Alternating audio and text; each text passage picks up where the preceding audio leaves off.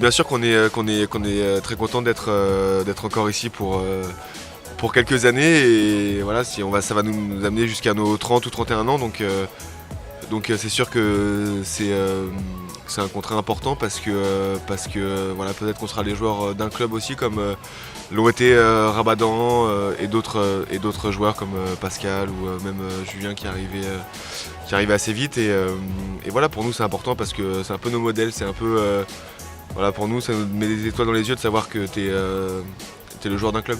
Aujourd'hui, je pense qu'on sait où est-ce qu'on veut aller, nous, en tant que joueurs, et puis où le club veut aller. Donc, je pense qu'on va pouvoir accompagner le club pendant le plus longtemps possible. Oh putain, je l'ai. 20 septembre. Je me trompe? Ouais. 28 août, 20 août. 20 août. Ah, 20 août, tu vois, je l'ai. Alors, et toi? Lui est né en novembre. Ouais, laisse tomber. T'es en octobre. Ouais. T'es né le 18 octobre. Non, 7. Le 7 octobre, il est né. Mais non, je rigole en fait. Je rigole, mais ça va, ça va. Bah en fait, on sait pas trop quand il est né. J'ai l'impression que tous les deux, on a un peu la même chose, c'est qu'on s'est jamais dit qu'un jour on allait être rugbyman. Tout s'est fait naturellement et voilà, dès que tu as l'opportunité de jouer en équipe professionnelle, là c'est là où tu te dis, t'en as fait un peu t'as parcouru un peu de chemin et vraiment, en tout cas, je me suis toujours dit, joue au rugby avec tes potes, amuse-toi et tu verras bien jusqu'où tu peux aller. Pour Jules, à mon avis, ça risque d'être Johnny Wilkinson. Alors pour moi, il y a un joueur qui m'a vraiment marqué quand j'étais plus jeune, c'était Julien Arias. Ah oui, non, oui, bien sûr. Sérieusement, bien sûr, Wilkinson, Michalak, tous ces mecs-là qui, quand nous on commençait le rugby, eux étaient à l'apogée de leur carrière. Donc oui, c'est des mecs sur qui tu te bases et ouais, je dis pas que tu prends exemple, mais en tout cas tu les regardes avec des grands yeux. Juste un dernier truc, je sais pas si vous avez la photo, mais Jules a quand même été plusieurs fois au Stade de France. Dont une fois où il a amené le ballon. Non, mais elle doit y être la photo là, non? Je pense que ça serait bien de la ressortir aussi lors du montage vidéo. Et au sujet de Julien Arias, il y a aussi une anecdote sympa qu'il raconte souvent, c'est qu'apparemment Jules lui demandait ses chaussettes après les matchs au Stade de France. Donc je sais pas si c'est vrai, mais il faudrait qu'on en parle un peu aussi. Alors, c'est pas vrai, mais si pas, tu m'aurais son short aussi. Et à l'époque, tu pourrais mettre le même short que Julien. Ah, carrément. C'est un match à Bayonne de fin de saison où là, je fais une très belle passe. Et après, je vois qu'on perce un peu avec Thiesi et Boussès. Et voilà, moi, j'arrive à me lancer dans la ligne et j'arrive à prendre le dessus dans la défense. Donc voilà, après, je sais pas comment je suis allé au bout, mais j'y suis allé. Je pense que j'avais la trouille de me faire rattraper. T'avais tes cannes de 20 ans surtout, non? J'avais mes cannes de 19 ans, on va dire. Et voilà, ça avait fait rire parce qu'ils faisaient que chanter tout le match et dès que j'avais marqué, il n'y avait plus un bruit dans le stade, donc c'était marrant. Je m'en souviens, une course très très longue. C'est contre Bayonne aussi? Non, contre Montpellier. Et je me rappellerai toute ma vie de ce premier match en fait parce que la veille du match, j'avais tellement de pression et tellement peur de me retrouver sur le terrain le lendemain. On avait joué à 18h ou un peu plus tard, que j'avais pas dormi la nuit, que j'avais tourné en rond toute la nuit en fait et du coup on a l'essai déjà. Donc voilà, il y avait Julien Dupuis, Morgan Turini, David Lyons, Warwick. Ce qu'il faut savoir c'est que sur la combinaison je me suis trompé et je me retrouve au bon moment, au bon endroit. On voit Julien Arias qui, opportuniste comme il est toujours dans les bons coups. Et après cet essai-là, donc très très dur pour moi de récupérer. Et puis je suis sorti à la 60e pour des crampes. Classique, pour le premier match. Comme d'hab. Voilà, donc j'avais une belle chevelure.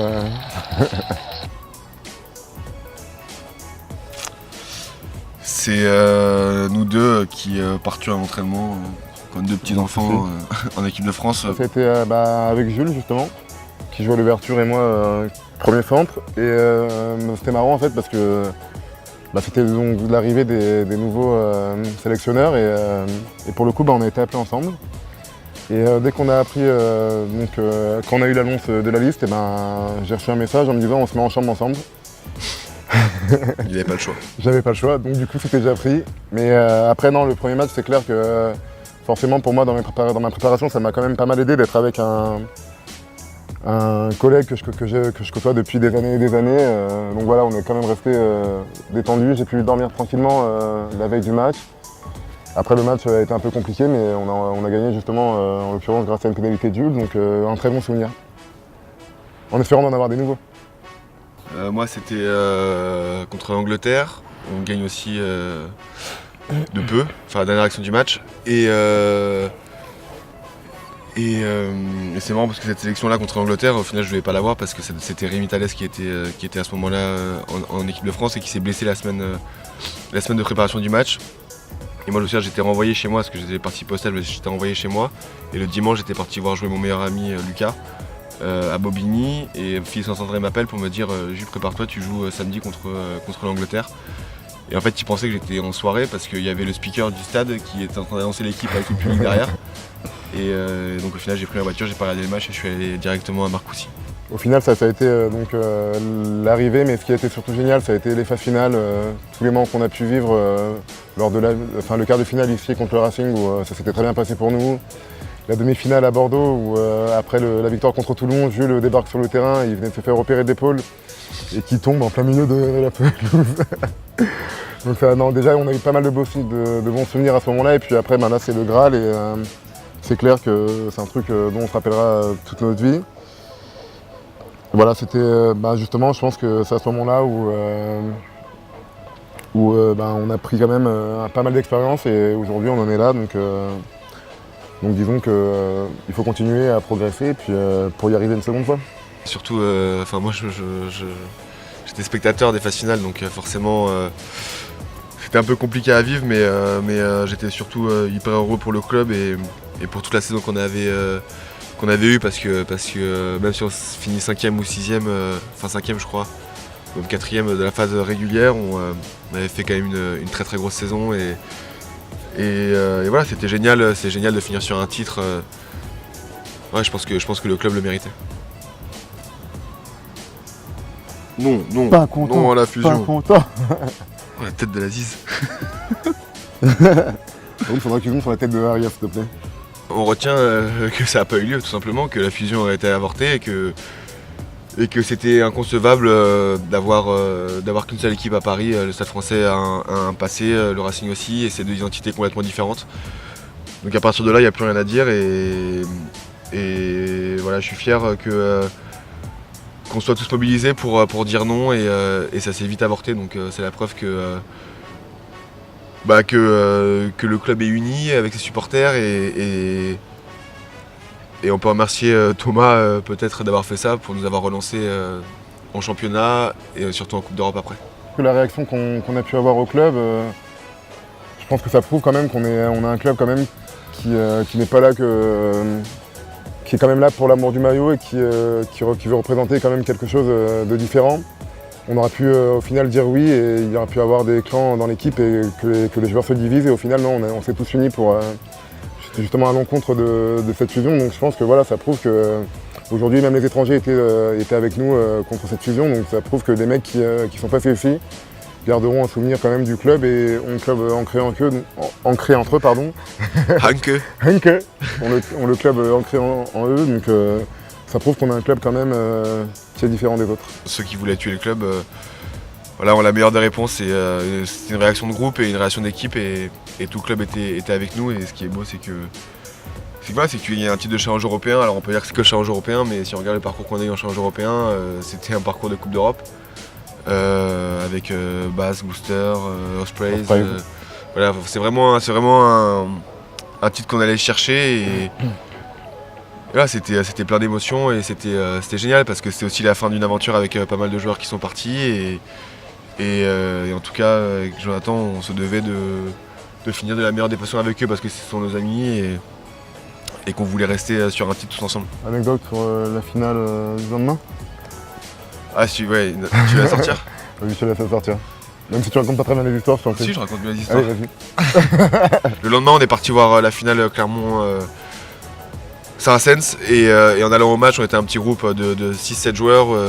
On s'est dit, avant d'arriver à Murrayfield, on va essayer de faire tous les bars qu'on trouve dans la rue. Et finalement, il y en avait partout en fait. Ce qui fait qu'on a loupé les 30 premières minutes et on faisait gauche-droite, gauche-droite, gauche-droite. On a fait un zigzag jusqu'au stade sur 1 km au moins. On n'arrivait pas à avancer et j'ai pas trop de souvenirs de la finale à part les conneries qu'on a pu faire dans les tribunes. Exactement. Bon, il y a un pari qu'on a fait à la mi-temps en fait, où on s'était dit, on a parié, je sais plus ce qu'on avait parié, on avait fait un pari pour savoir qui est-ce qui tapait le coup d'envoi de la seconde mi-temps. Pour vous dire à quel point on n'avait pas suivi la première mi-temps, les premières minutes du match. Et au final, je sais plus qui est-ce qui avait gagné, mais il me semble que c'était un jeu sympa, mais j'en ai pas le souvenir. C'est une belle anecdote ça, franchement, la prochaine fois, tu racontes rien.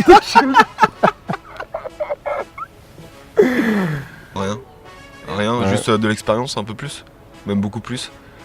Mais sinon non, pas grand chose, on est resté les mêmes, on est resté un peu les enfants qu'on est depuis le début, on aime bien déconner, on aime bien essayer de mettre un peu d'ambiance dans le groupe. Et voilà, non, à part de l'expérience, rien n'a vraiment changé chez nous. Je sais pas, t'es d'accord avec moi? Oui, je suis d'accord. Après, moi pour ma part, je sais que... Je suis devenu beaucoup plus mature. Non, ces dernières années, j'ai beaucoup pris en maturité et en humour. Donc, contrairement à Jules. Non, pour le coup, non, mis à part l'expérience, non, on est resté les mêmes personnes et je pense que c'est ce qui fait notre force. Donc, je pense qu'a priori, on ne changera jamais et qu'on restera toujours un peu immature quand il le faut. En dehors du terrain. En dehors du terrain, bien évidemment. Et puis, sur le terrain, ça va être à nous d'être assez matures pour pouvoir quand même être des leaders dans l'équipe. On a tous envie d'une chose, c'est être à la même page que Pierre Rabadan, que Pascal Papé, que tous ces mecs-là qui ont marqué l'histoire du Stade Français. Et voilà, je me dis que si à la fin de ma carrière, j'arrive à avoir cette reconnaissance-là que peuvent avoir ces joueurs-là, ça montrerait que j'ai bien réussi ici. Voilà. Ciao.